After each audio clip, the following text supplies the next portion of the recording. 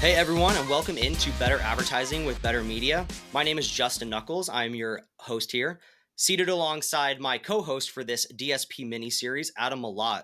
Welcome in, Adam. Hey, Justin. Glad to be here as always, my friend. Welcome back here to share some more DSP information as we're kind of demystifying the ad type for more and more people that are interested in getting into it. And here to talk today about KPIs and measurement. That's one of the first questions people have when they come to us is, how do I see the impact? Or previously, maybe they ran DSP and didn't see the impact to their total sales. So what data should we be looking at? What data is important to look at for a DSP advertising? So that's kind of what we're here to talk about today. I wanted to throw it to you and, how do you really look at DSP as a whole? I mean, ROAS is important. We want to measure everything, our total advertising spend by ROAS, but behind all of that, what's more important within DSP in terms of metrics and KPIs to look at?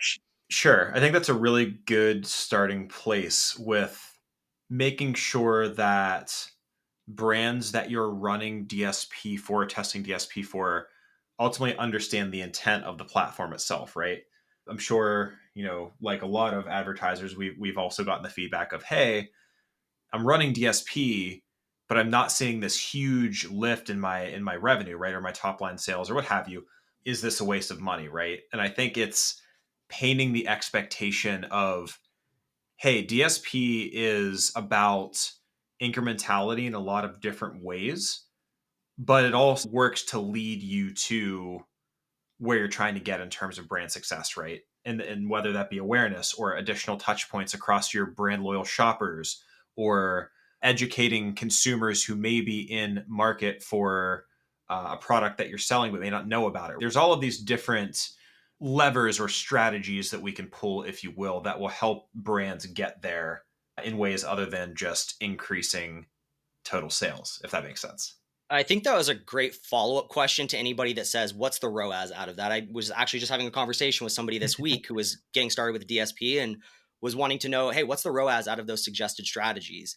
Sure. And it's almost like you said, is this an awareness tactic? Are we looking to grow your brand name, or is this a purchase intent tactic? You have to understand what you're doing within DSP before you know what to measure it by.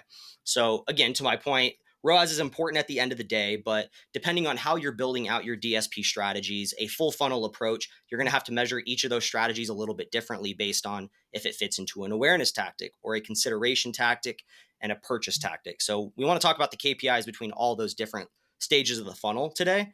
But the first question to ask yourself is, what am I doing within DSP? Am I trying to grow my brand name, or am I trying to remarket like crazy to people who have already seen my ads? I think that's And a great also, question to follow up with. as a third question, is my brand and are my products right for DSP? I think that's a very, very important aspect for brands to ask themselves before they test this platform. Absolutely. And that's a good plug for our previous episodes here in this DSP series, is going back to episode 1, understanding what is DSP, what makes for a good DSP client, a good DSP brand. So certainly check out those prior episodes if you haven't already. But let's get into it within the stages of the funnel, how we measure each part of the funnel in those strategies. So I think it's pretty obvious how we measure those bottom of the funnel purchase intent tactics, just like how we measure PPC tactics, which is namely ROAS. But what else are you looking at, Adam, outside of ROAS for those high purchase intent strategies? Yeah, I would say for high purchase intent strategies, conversion rate is certainly going to be a big part of it, right? Across any sort of additional touch point with consumers who are more or less at the bottom of the funnel or about to purchase, right? We can expect that they've already been put through the ropes, if you will, in terms of, they've been identified as a potential consumer, through an audience or through advertisement engagement or what have you. And they end up getting to the listing, purchasing, coming back. We can expect then that conversion rate ideally would be higher for a consumer in that subset than it would be for somebody who comes in through an awareness campaign or something like that, right? Right. So, Absolutely. yeah.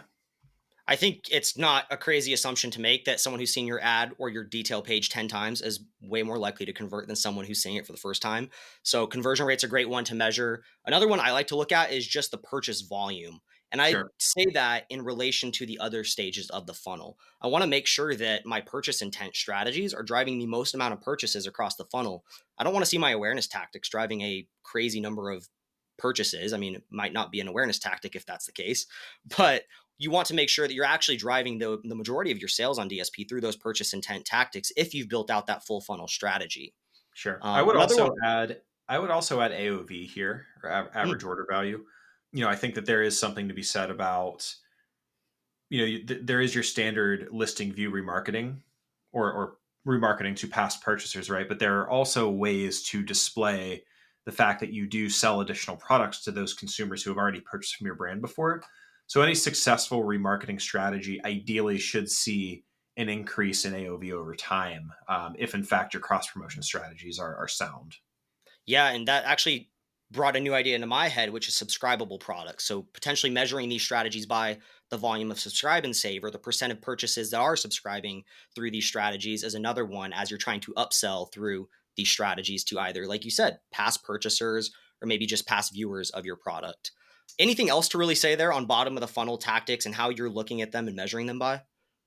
No, I don't think so. DSP, we optimize that platform a bit differently, but in an ideal world, I would want to see a higher engagement rate, i.e., click through rate, with remarketing to consumers who are aware or have purchased from my brand before. Mhm. And I think that's a very very telltale sign of a successful remarketing strategy, right? Like you said, Justin, we can expect similarly on the click-through rate front that a click-through rate for a remarketing ad is going to be way stronger than targeting an audience of those who are interested in men's basketball shoes, right? Absolutely. So to your point of click through rate, I think that goes back to our last episode we talked about too about messaging and creatives. If you Mhm. have the right creative associated with these purchase intent strategies, you should see that click through rate probably being the highest across all your strategies.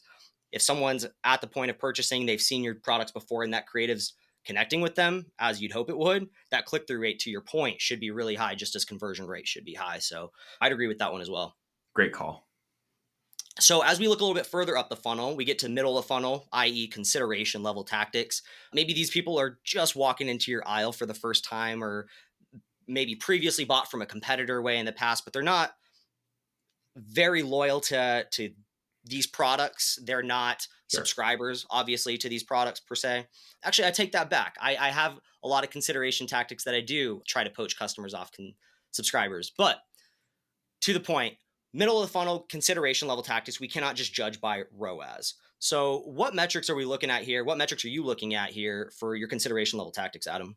Sure. So I think consideration level is probably the trickiest of the described buckets, strategy buckets, if you will, in that, at this point in the funnel, right, or in this point in the customer journey, consumers are comparing a ton of different brands and a ton of different products, right? So I stress the fact that a consideration strategy, especially if it's going to be advertised alongside competitors, needs to make sure you need to make sure that that strategy is honed in, right? We need to have an advantage in terms of brand recognition and notoriety within the category, price points. There needs to be something that says, hey, look at our brand, or look at the brand that we're advertising in relation to all of the other brands in this category. What is going to drive the highest amount of engagement here, or what's going to resonate with consumers the most, right? So high level recommendation, but in my mind, or in my experience, consideration tactics and DSP middle of the funnel can be really tricky if it's not honed in terms of all of those aspects described. So with that, I would throw click through rate and view through rate up there as very important metrics in a middle of funnel, mid funnel strategy. I think that, ultimately, if you're displaying if you're getting a lot of impressions, or if you're generating a lot of impressions through a DSP strategy, consideration strategy, and you're not seeing a relative click through rate or what have you, DPV rate to boot, then we can assume consumers are seeing that ad moving off of it pretty quickly, right? When we dive into video completion metrics, right? That would be an area where I want to see a relatively higher video completion rate than I would an awareness strategy, as an example. And we're getting into the weeds here, of course, but I guess that was three metrics I had listed off Well, then. no, I mean, at the very least, even without giving a benchmark, because I don't want people to say, well, then what should my click through rate be? Or what should my Right. view through rate be? But, to the other side of that is those are the metrics you're optimizing on, right? Is you're not looking at the ROAS of these consideration level tactics, firstly, before you're making bid adjustments, budget adjustments. You're looking at that view through rate, that click through rate, saying, what's my strongest strategy, my strongest creative that's driving the highest consideration and leaning into that with stronger budgets and higher bids rather than just looking at the ROAS and optimizing on that. I think that's a important key to make as we talk about these metrics. There is no benchmark per se to give anybody. Talk to your Amazon managers and ask them for relative benchmarks of your category. But these are really KPIs to optimize on as well. Good So call. I just wanted to make that call as well. Second to that was the detail page view rate, which is also just like click through rate, making sure that those ads are driving people into your listings. And again, to the point of optimizing, you should look at the creatives you're putting behind your tactics here. If you're seeing a higher click through rate on purchase tactics, maybe that creative is better served in a consideration audience where you're trying to steal someone off of a competitor listing. You're trying to steal a subscriber, to my earlier point, from a competitor. Those creatives should be associated here in the consideration level of the funnel.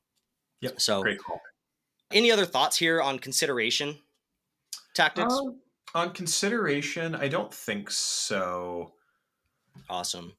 And then as we look a little bit further up the funnel to top of the funnel where we're building awareness, this is where it gets really fun and advertisers are starting to shift their budgets over from running inline commercials on cable networks to now running awareness strategies in DSP. So you can think about what metrics those guys are looking for, right? They're looking at namely just the impressions and the reach. They want to reach as many relevant people that they can. And talking about the audiences from prior episodes too, that just is such an advantage through DSP is being able to hone in on the person you expect to purchase your product, that you want to purchase your product rather than any and all demographics on a cable network. So that's Right. just my segue from comparing the two. But namely, as we're talking awareness strategies, aside from generally just the reach and the number of people that this is getting in front of, what else are you looking at for awareness, Adam?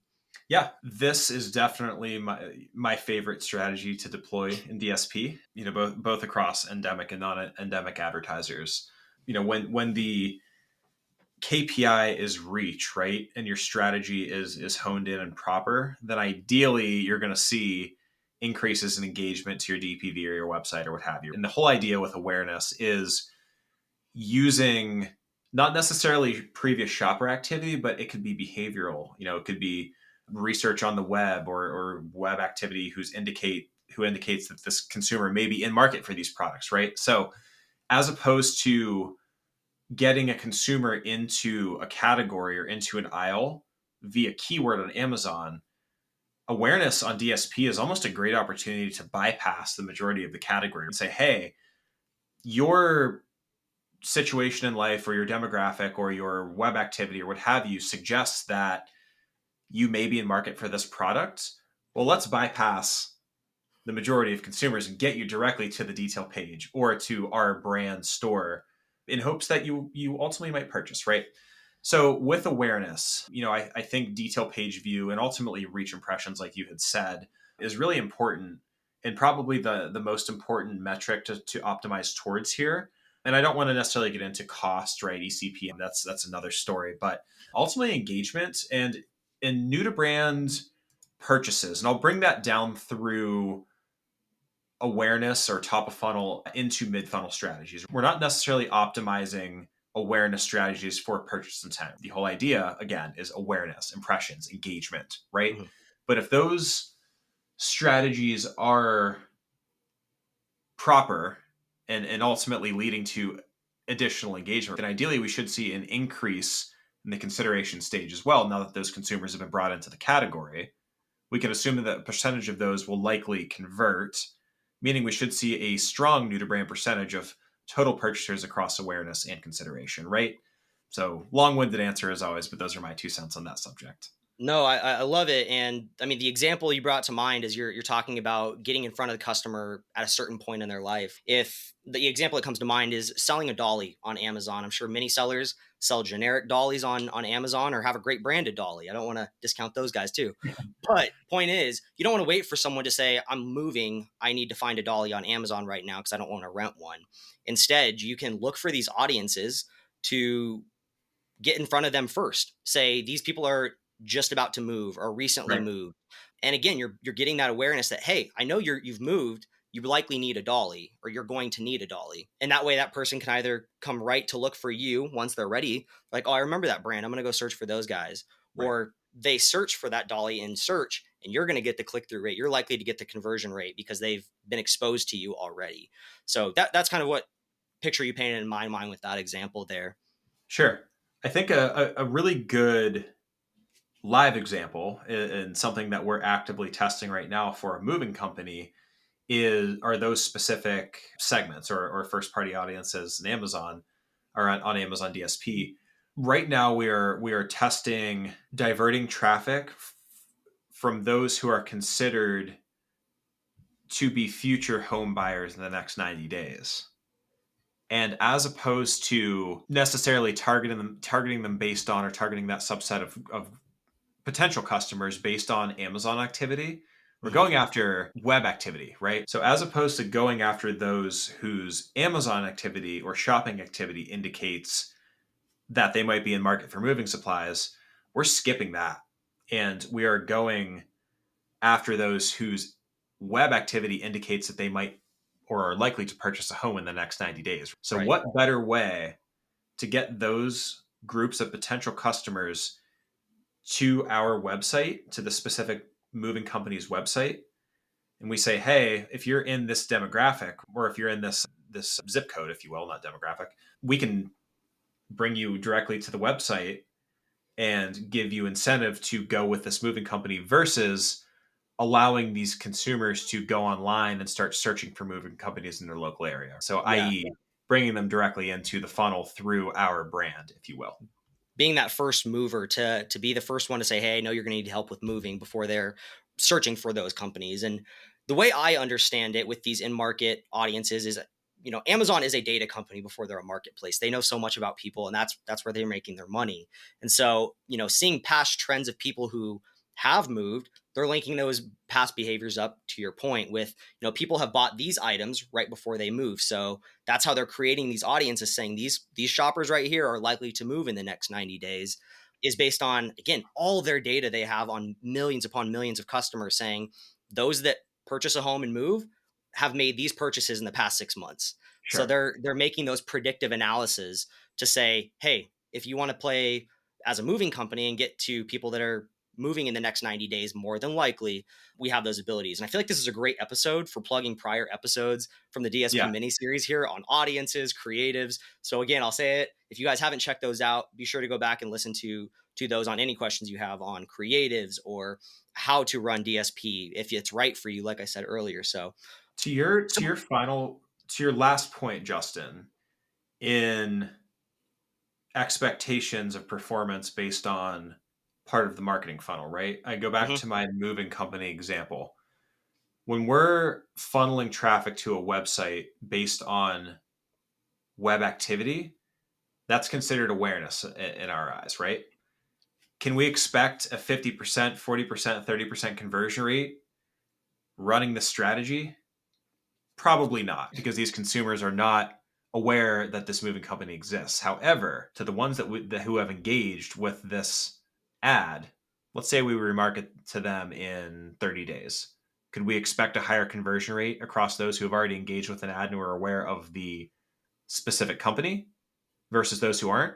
Probably. And that's a high level lesson in optimization relative to part of the marketing funnel and relative to the intent of your strategy. yeah. I think that's a great call. And to wrap it up with what we said earlier, again, you want to measure DSP as a whole by ROAS. Sure, we all have our target ROAS, but you're going to want to optimize and measure each part of the funnel based on everything we've talked about here, according to where your strategy fits alongside in the funnel.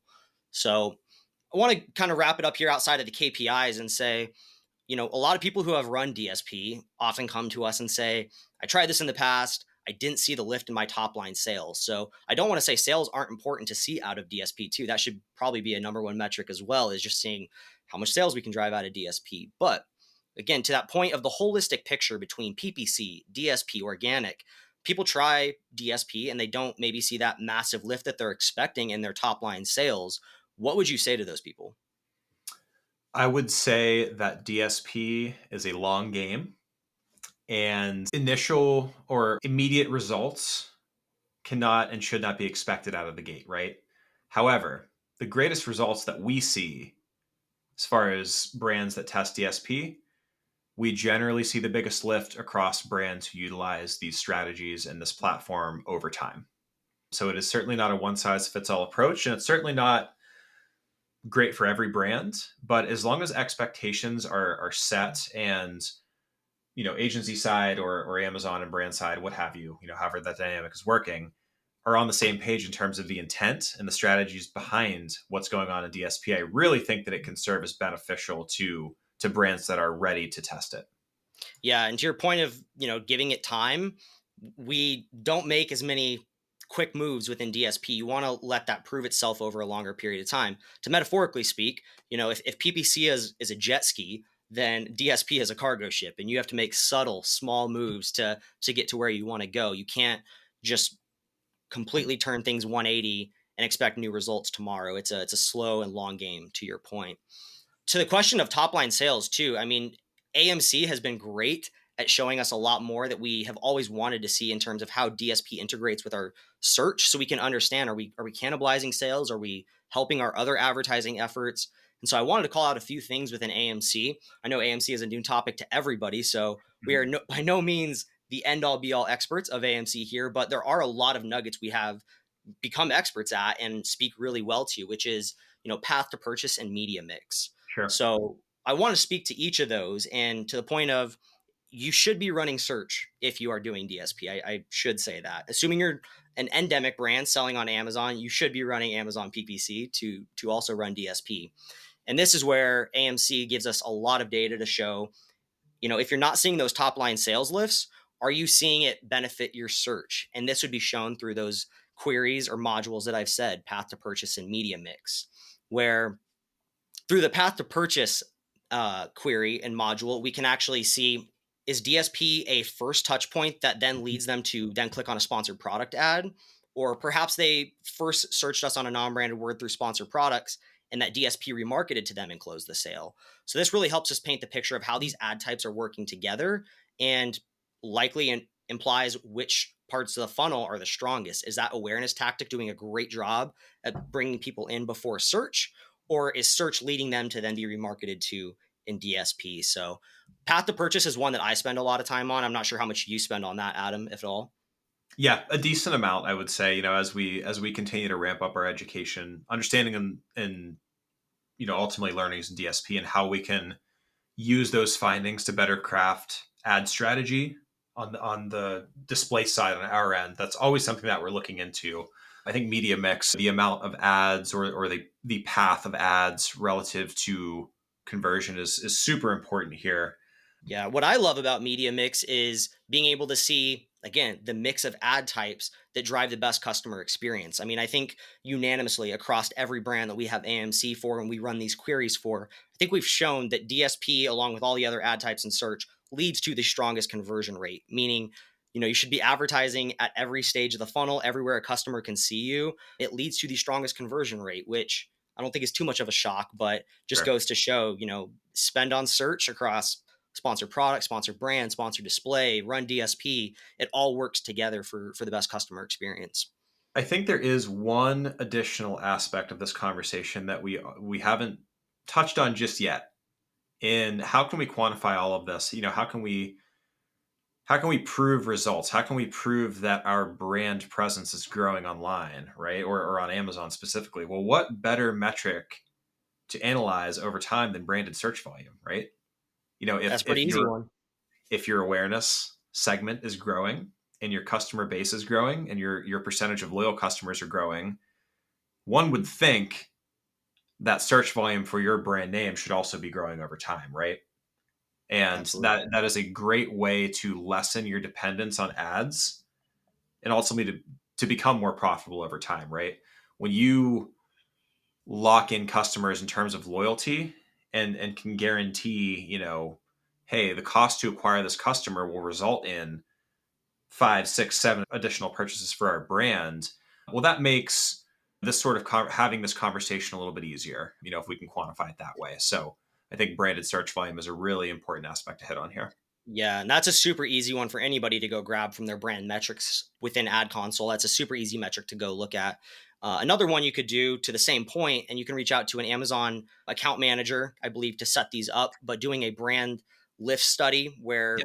especially I've seen this around like sponsored TV campaigns or streaming TV campaigns, is measuring a pre and post branded search volume or brand recall. I've seen some sample questions, you versus some other key competitors. The customer will be asked, do you recognize, or which of these brand names do you recognize? And those exposed to your ads versus those not exposed to your ads. Those exposed to your ads pretty much always recall your brand name at a much greater rate. So these are great points of data to show, how the customer is connected. So, to the point where we started, if I'm not seeing the lift in my top line sales, look at some of these other data points, say improving everything else I'm doing within advertising Great call.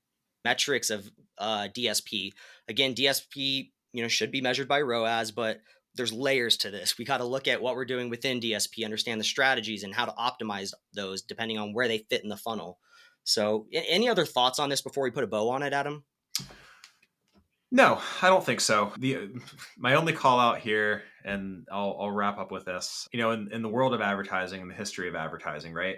There hasn't been all of these historically. I think of billboard advertising. There was no conversion tracking or path to purchase or anything like that was able to be quantified by Pepsi and Coca-Cola throwing their brand name up on a billboard next to I-80 in Western Pennsylvania, where I'm from, for 50 years, right? But those strategies and ultimately initiatives over time, of course, have only benefited Pepsi and Coca-Cola simultaneously. So I think of DSP and awareness a lot of times as a little bit more specific of billboard advertising, as opposed to showing everybody your brand and product on the highway who Mm-hmm. drives past it. You're able to get a percentage of those drivers off the highway who might be interested in that product that you're advertising right there. So Absolutely. We always speak to the granularity of DSP, and that's the beauty in it. agreed. Awesome. Well, thank you everybody for listening in to episode 4 of our DSP mini series here as we talked about KPIs and measurement. Stick around for the next episode and share this with anybody who is running DSP, thinking about getting into DSP, or scratching their head wondering how the hell to measure it. So thanks for joining in, and we'll talk to you all next time. Cheers.